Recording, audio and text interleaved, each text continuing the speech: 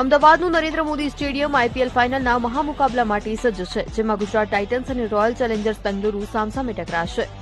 તો સ્ટેડિયમમાં લોકોનું આવવાનું શરૂ થઈ ગયું છે, જે વચ્ચે વિરાટ કોહલીનો હમશકલ બનીને આવેલા યુવક સાથે લોકોએ ફોટોઝ પડાવ્યા હતા, જેને લઈને એરપોર્ટ ઉપર બોલીવુડ એક્ટર અને એક્ટ્રેસીસનું આગમન શરૂ થઈ ગયું છે. વરુણ ધવન, પૂજા હેગડે અને મૃણાલ ઠાકુર સહિતના સેલેબ્સ આવી ચૂક્યા છે.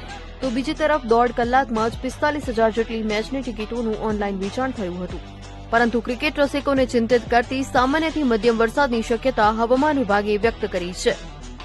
જો કે ક્રિકેટ ચાહકોને અન્ય કોઈ વિઘ્ન ન પડે તે માટે ટ્રાફિક વ્યવસ્થાને લઈને જનપથ ટી થી મોટેરા ગામ સુધીનો રસ્તો સવારે 11 થી રાત્રે 2 વાગ્યા સુધી બંધ રહેશે. વાહન ચાલકો વૈકલ્પિક માર્ગ તરીકે તપોવન સર્કલથી વિસદ જનપથ અને ભાટકોટેશ્વર રોડનો ઉપયોગ કરી શકશે.